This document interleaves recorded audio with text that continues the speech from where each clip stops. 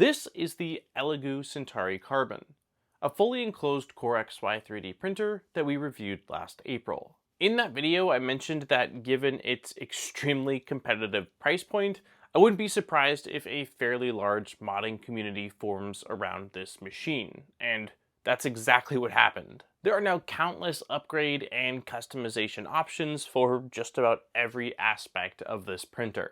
I've been really close to printing out one of the vented riser mods for this printer for quite a while, but up until this point, I've been running it completely stock. Well, in their ongoing quest for total printer domination, Micro Swiss recently expanded their FlowTech Hotend line to now have a drop-in option for the Centauri Carbon. They reached out interested in sponsoring an install video, and since I'm already running FlowTech in quite a few of the printers I have here, and really enjoy being able to swap nozzles between those different machines, this felt like a perfect fit. In this video, we'll take a first-hand look at the FlowTech Hotend for the Centauri Carbon, walk through the installation process, and of course we will do some testing. So with all that being said, and without further ado, let's get right into today's video.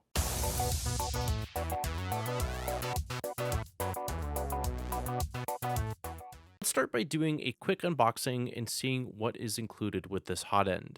Inside the box, you'll find a printed installation guide. There's also a PDF available on the product page, along with a little card that shows some of the different FlowTech nozzle options. And of course, we've got the FlowTech Hotend itself. For the Centauri Carbon version, it comes fully assembled with the nozzle pre-installed along with the thermistor and heater cartridge, so it is going to make the swap a really quick and simple process. One thing I didn't realize initially was that the Elegoo Centauri version of FlowTech comes with the hardened CHT nozzle, and if you look at the nozzle, you can see the little Bondtech logo. As for tools for the install, you will need a 2.5mm driver or Allen key, and optionally a set of tweezers. Before we begin the installation process, we'll start by heating up our Hotend and removing any filament that we might already have loaded into the stock Hotend. Once the filament's removed, I recommend leaving the printer on for a few minutes just so you can ensure that the Hotend has cooled down to room temperature. Then this is optional, but I like to drop the bed down pretty far just so that way I've got plenty of space to work around the tool head. Then we can flip the power switch and unplug the power cable. Now it's time to remove the front cover. This is just held in place with magnets, so if you wiggle it back and forth while pulling forward, it will pop right off. Your options are either just to dangle it over the X rails, or if you want, and in this case, I decided to unplug the fan cable so that way I can completely take that front cover out of the printer. Now that we've got clear access to the stock Hotend, we need to remove it from the toolhead. This is held in place by two M2.5 screws that are basically front and center. So unscrew both of these and just make sure you hold on to them. We will be reusing these in just a moment when we go to install the FlowTech Hotend. With those screws out, grab the heat block and wiggle the Hotend back and forth to slide it out of the slot that it's installed in. But be careful because there are two cables attached to it that are pretty short since they plug in right behind the Hotend. It's a little awkward trying to get these cables out of the sort of small cavity there, but I found that as long as you reach in and grab as close to the cable connector as possible and sort of wiggle as you pull, they should pop out without too much effort. Now we are ready to install the FlowTech Hotend, which is doing exactly what we just did, but in reverse order. The FlowTech Hotend does have slightly longer thermistor and heater cables, which makes it a bit easier to work with, but I still found that, at least for the thermistor, because it's in the corner and it's smaller, using a pair of tweezers really helped to line up the connector and pop it into the socket.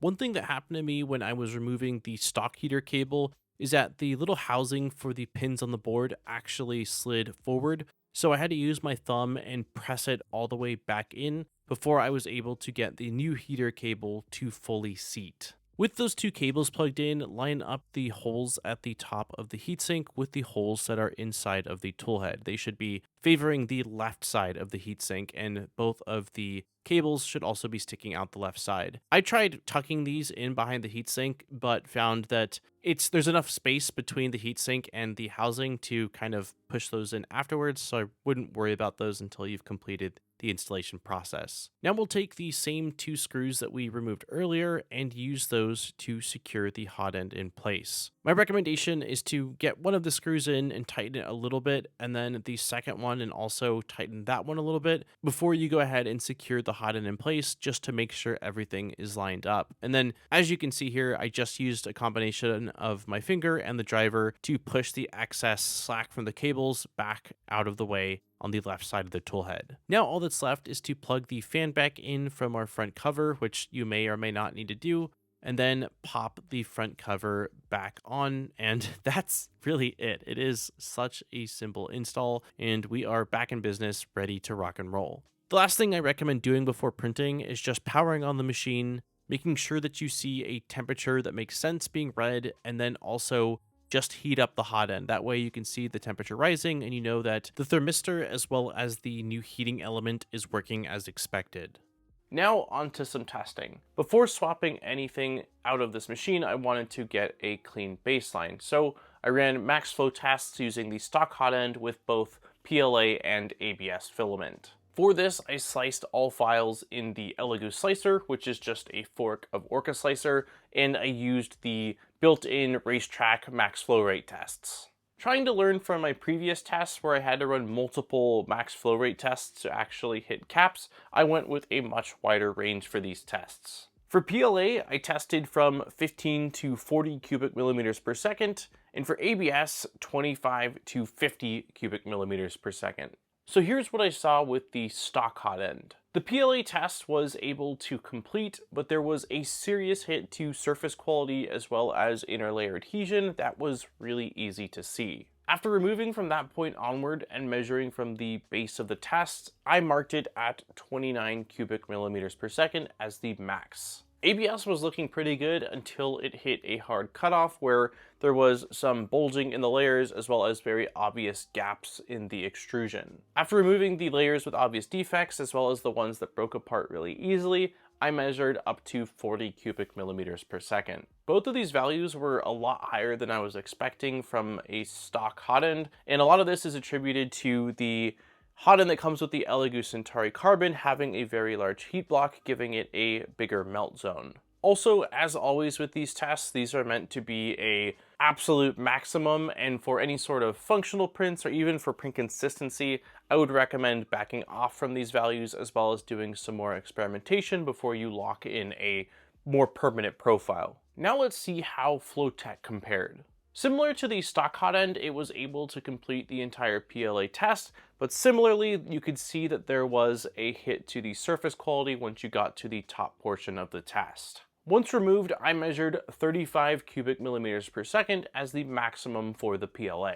ABS was one that really surprised me, and I was expecting a similar gain to what I saw with the PLA, but with the ABS filament, but that was not the case. While the ABS print was able to complete, there were some obvious gaps in the top handful of layers, and I also noticed that there was sort of a random bulging that occurred towards the upper half of the flow test. I wanted to verify that this was not some sort of fluke, so I ran the test again, and the results were identical. After removing these top obvious layers and down to where the interlayer adhesion was affected, I measured the cap for the FlowTech Hotend with ABS at 40 cubic millimeters per second, which matches the stock Hotend. So in the case of the Elegoo Centauri Carbon specifically, while there was a bit of a gain with PLA, the primary benefit of this upgrade is going to be cold swapping nozzles, not having to worry about hot tightening and leaking, and just access to a wider range of nozzle materials or types and sizes. Another thing I wanted to quickly address was something that came up in a recent live stream I did where somebody mentioned that the Elegoo Centauri Carbon's hot end can reach 320 Celsius, but the FlowTech is only rated up to 300 Celsius. While this is generally the case, because that is the max temp that most other printers sort of cap at, for the Elegoo Centauri Carbon, Micro Swiss has kitted it so that it can reach that 320 Celsius maximum. I will say that I think for 99% of people, you will never need to go above 300 Celsius, but if you are one of those that is trying to print with something like PPS-CF, you are not going to be limiting yourself or losing any of your potential printing capabilities. And that has been the Micro Swiss FlowTech Hotend for the Elegoo Centauri Carbon.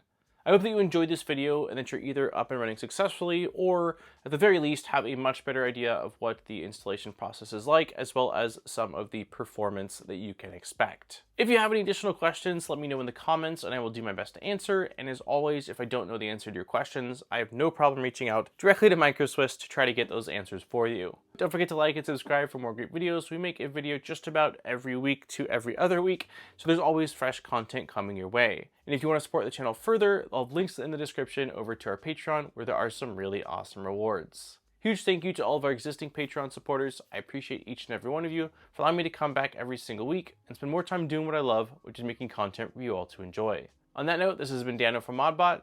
I look forward to seeing you guys in my next video. Peace, guys!